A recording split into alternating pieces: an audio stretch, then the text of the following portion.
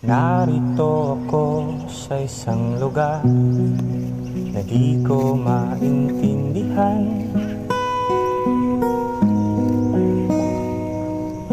Nakikipagsapalaran sa buhay na ang hantungan ay kawalan.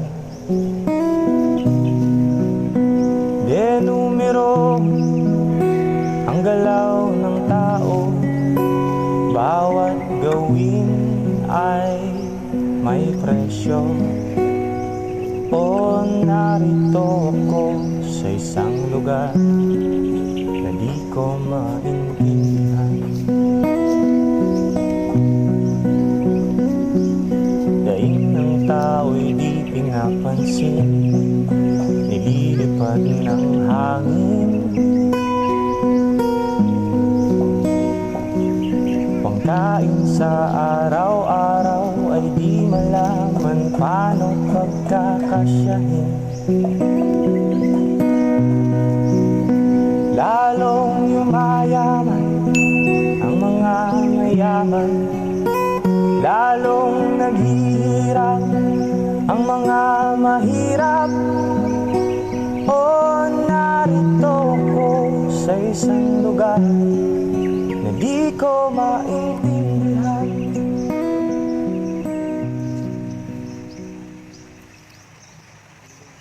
So mga kapag-asa, no? So magandang umaga po sa inyo.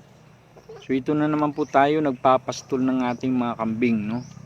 So maaga po tayong nagpastol ngayon, actually 7 o'clock pa lang. Maraming nagsasabi na yung 7 o'clock hindi yun advisable na nagpapastol tayo that time.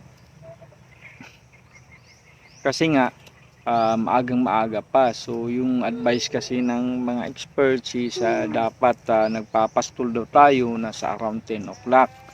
So for the reason lang naman kasi yun na para sa mga oras na yun naman po kasi usually mainit na nga.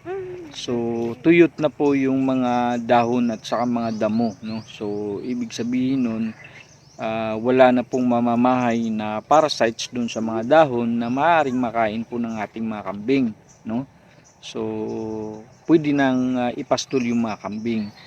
Pero ngayon namang mga panahon na po na ito ngayon mga kapag-asa is bakit maaga nating ipinastol yung mga kambing natin? Dahil tuyo naman po yung mga dahon na po, no? Dahil nga sa tag-init ngayon, summer ngayon, so tuyot na po yung mga dahon ng mga damo sa paligid, kaya maaga po natin silang ipinastol. Yun lang naman po kasi yung dahilan mga kapag-asa kung bakit hindi siya advisable na pinapastol ng maaga yung mga kambing.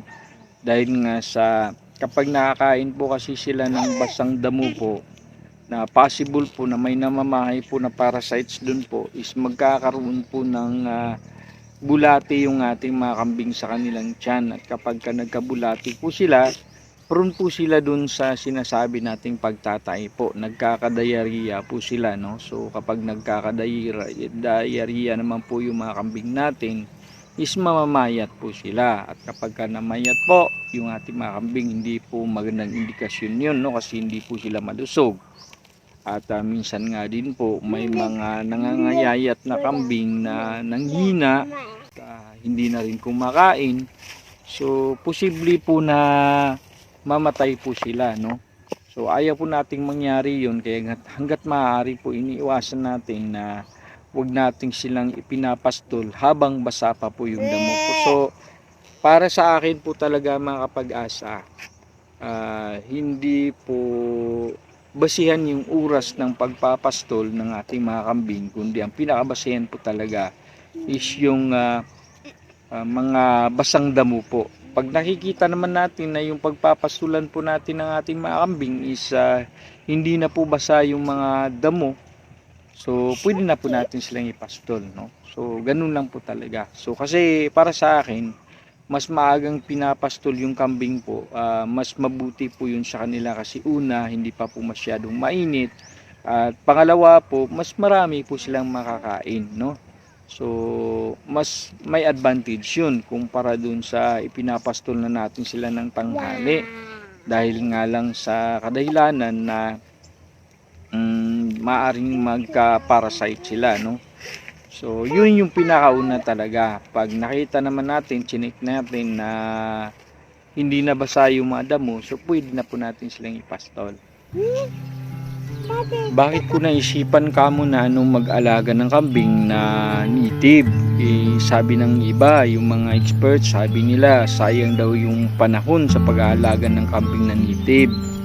Kasi nga hindi daw sila masyadong malaki at hindi rin masyadong tumataba, no? So sayang yung panahon. Totoo po yun mga kapag-asa, no? As much as possible, pag maglalaan tayo ng panahon sa pag-aalaga ng hayop, is dun tayo dapat sana sa mabilis lang siyang dumami at mabilis lang din tayo makabinta, no? Pero sa akin guys, nung una po kasi nag-alaga po ako ng, base po sa aking personal experience po, nung una po kasi nag-alaga ako ng kambing guys, is nag-alaga po ako talaga ng pure breed po na Anglo-Nubian, no? So bumili po ako ng lalaki at saka babaeng kambing na gagawin sana nating possible in the future na bulugan o kaya inahin po, no? But sad to say, very unfortunate po sa ating part na nang dahil nga po sa first hand experience pa po natin na mag-alaga ng mga pure breed, so di po natin alam na masilan pala sila, no? Masilan po yung pag-aalaga ng mga pure breed na mga hybrid po na mga kambing. Kaya ang nangyari po is dahil wala po tayong alam, di pa po tayo nakapag-experience po ng pag-aalaga ng kambing, so di po talaga naiwasan na namatay po yung dalawa, no? Yung isa po, yung babae, nakatay po natin. Yung lalaki po na kambing is unfortunately hindi po natin nakatay yun. Inilibing na lang po kasi during that time na namamatay ng ang kambing na po yun is wala po tayo sa bahay at nagtatrabaho po tayo sa malayong lugar po, no?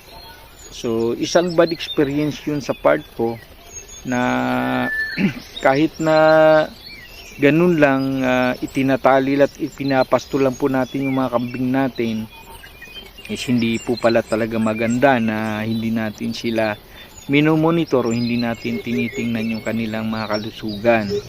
Kasi yun na nga, dahil sa wala po tayong alam na yung mga kambing na po yun is masisilan, so nagkaroon tayo ng bad experience sa kanila. Namatay po yung dalawang kambing, no? Yung isa nakatay natin, napakinabangan pa, pero yung isa po hindi na po, no? So sayang.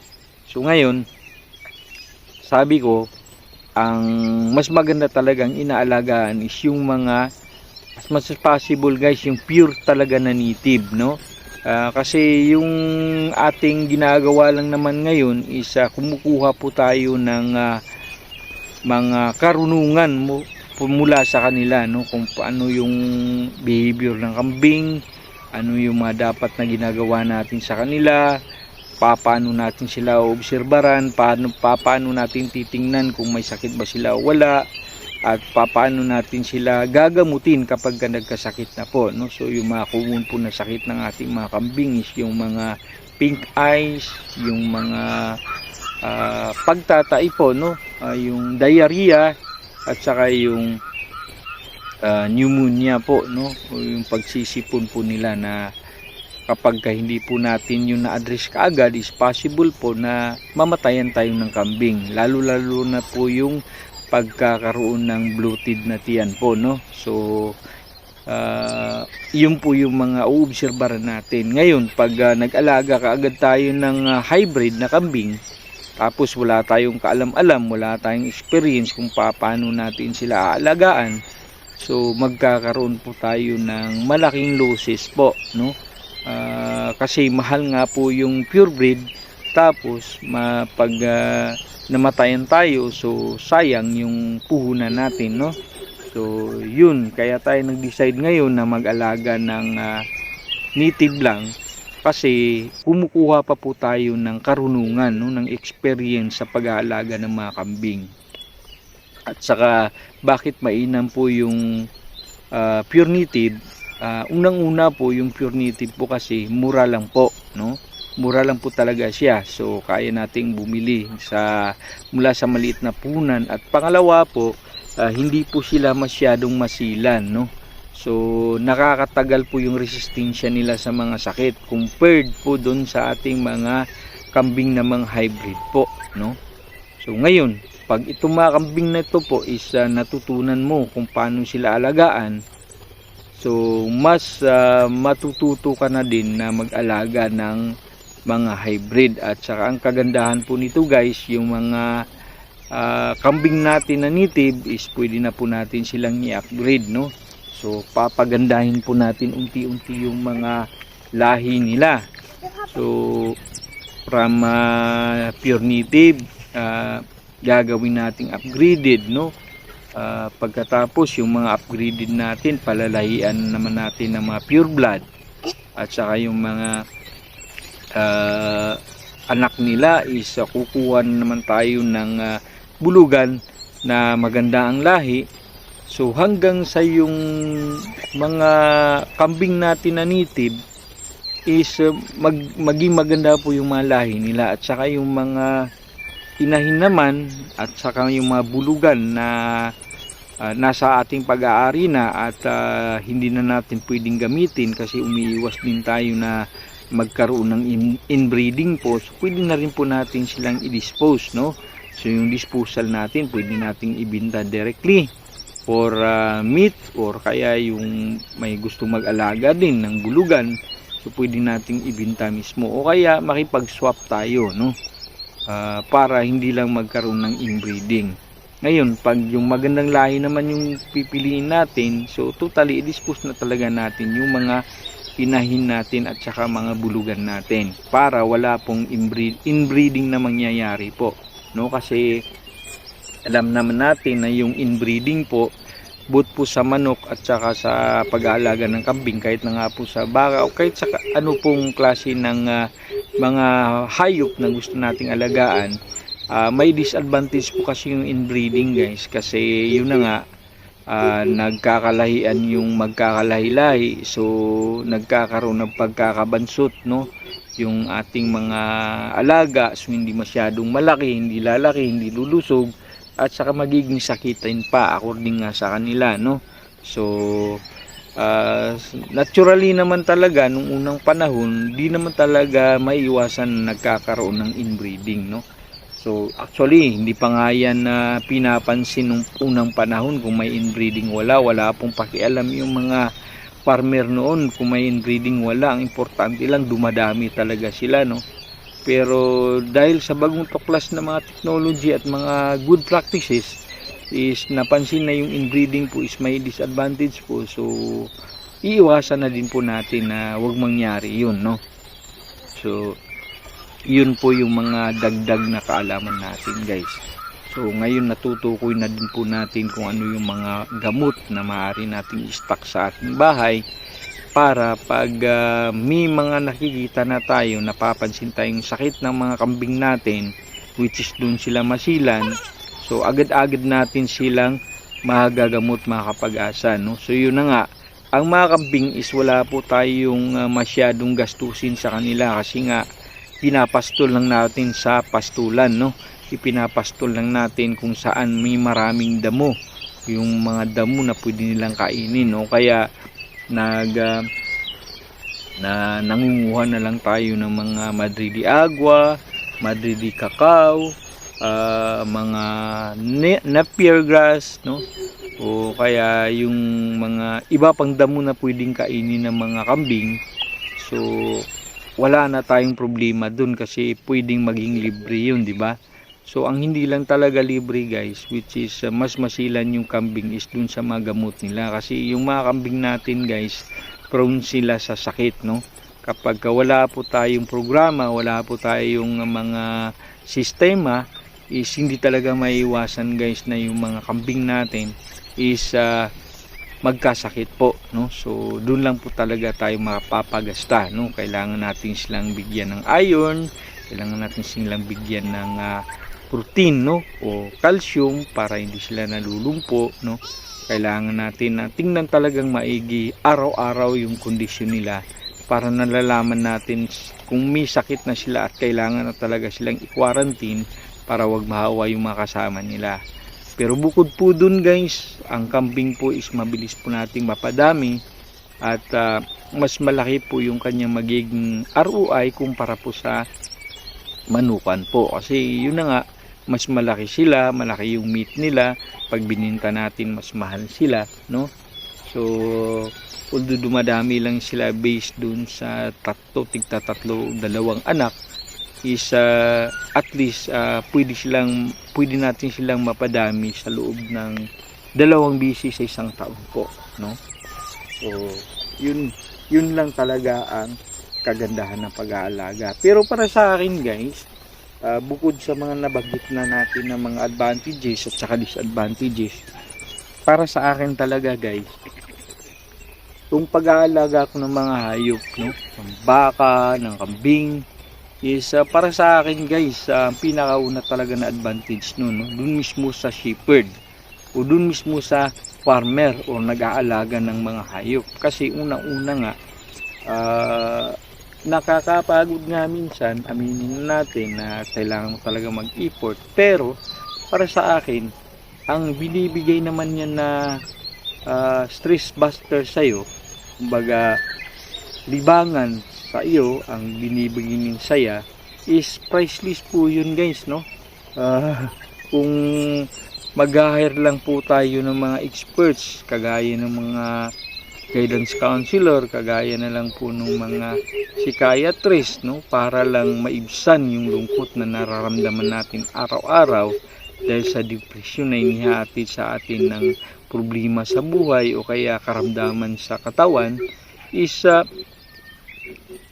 priceless po yung halaga po ng ating pag-aalaga po ng mga hayop. Kasi yun na nga, dahil sa hilig natin siya, di talaga maiiwasan na masaya tayo, no, na nakikita yung mga kambing, nakikita yung mga baka, nakikita yung mga manok, no, na inaalagaan natin na habang lumalaki sila. What? Okay. Okay, just play that. Yes. Play with the goats. No, so habang inaalagaan po natin sila is masaya po tayo, no? Kasi nga hilig natin eh, no? So iwan ko lang sa iba, iba-iba naman po tayo ng hilig, pero yun na nga para sa akin, uso mga katulad ko pong mga mahilig sa ganito is priceless po para sa akin, no? Kumbaga ito na yung pinaka-doktor ko. Ito na po sila yung pinakagamot ko po, no, sa kalagayan ko na I'm still now surviving po from the multiple ischemic stroke na nangyari sa akin. Excuse me po, no? So yun yung sinasabi ko guys na kagandahan nito sa akin, kasi nakakalma yung sarili ko yung nandito ka sa bukirin at ang nakikita mo lang yung mga hayop, tapos naririnig mo yung mga awitin ng mga ibon sa paligid.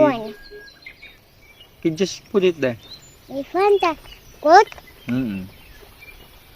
So nakikita mo yung mga magagandang tanawin, yung green na mga damo at saka mga kahoy, pati na rin yung asul na ulap sa kalangitan na nakikita mo, at pati yung mga nagliliparang mga ibon, mga uwak, mga iba't ibang klase ng ibon na makikita sa bukirin guys, no? So I am a nature lover po kasi, no?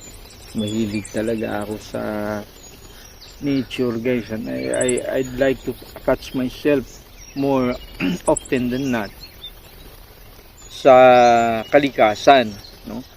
Kaya masaya ako na ito yung pinili kong paraan para mas mabilis pong paggamot sa aking karamdaman, no? At saka bukod po dun guys is yun, dahil sa nag-i-effort po tayo, naglalakad palagi, nagsasapatos po ng butas na mabigat din po, no? I think for me parang tigi 1 kilo po yung buta ko, no? Yung ginagamit ko po na sapatos po ngayon sa pagpapastol ng mga kambing. So na-exercise yung mga paa ko guys, pati na nga yung kaliwang kamay ko na minsan ipinangtatali ko ng kambing, no, yung kanilang rope o yung kanilang